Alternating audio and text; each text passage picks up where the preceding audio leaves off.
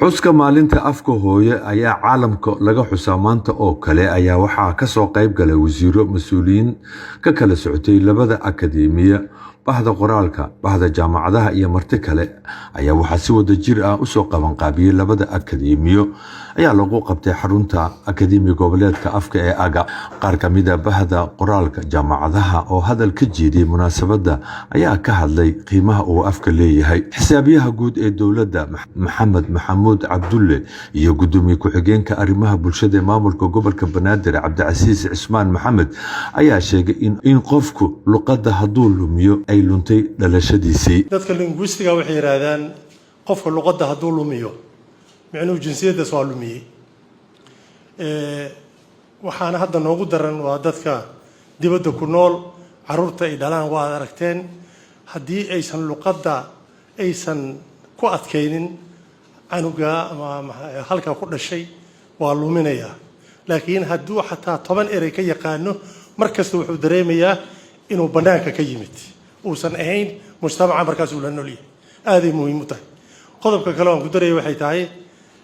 astaanteen qaran aan ku muujino xuskan 22 Febraayo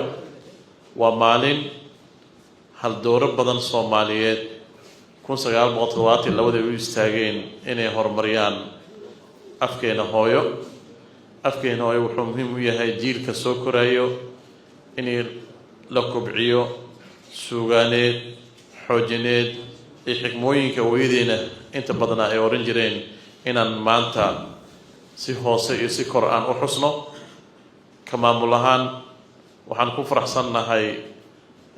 baaqidii ka soo baxay shirkii waxbarashada qaranka ee saddexaad iyo suugaanleyda iyo abwaanada inta ay ku muujiyeen qoraaladooda iyo waraahdooda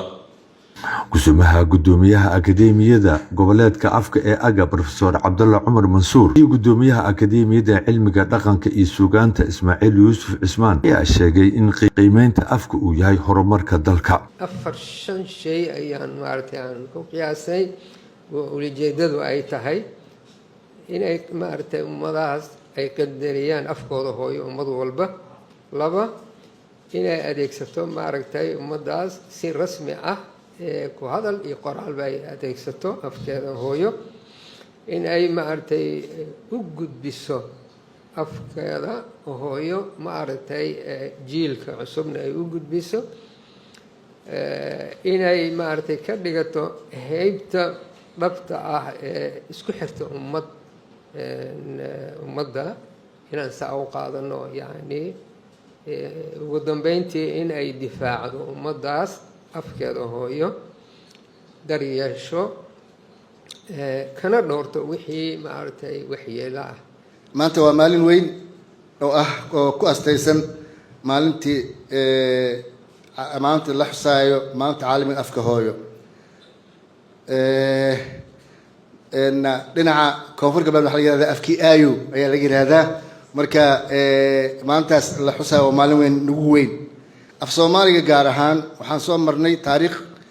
1972 Oktoobar marka lagu dhawaaqay afka la qoro waxaa soo mar taariikh kale oo ku xigtay ahayd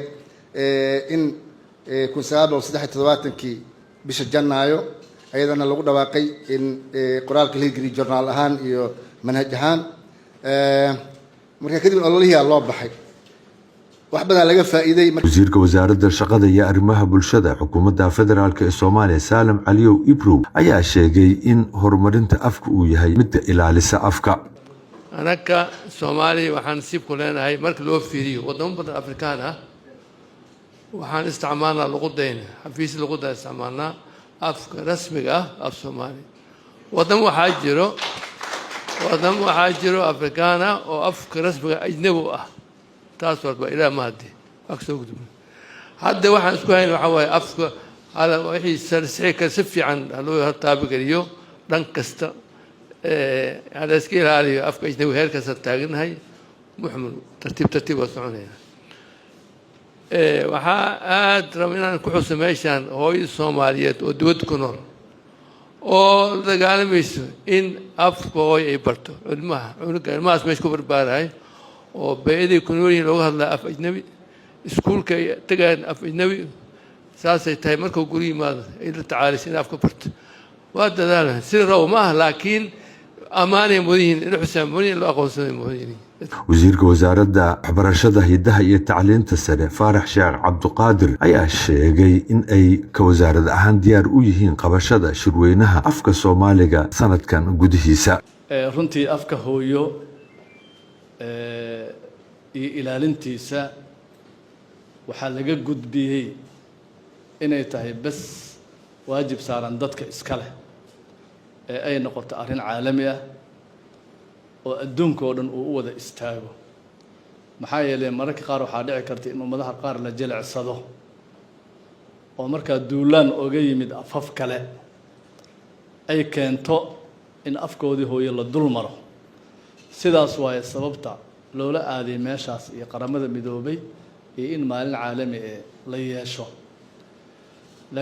sanad walba 21 Febraayo waxaa caalamka lagu xusaa maalinta afka hooyo.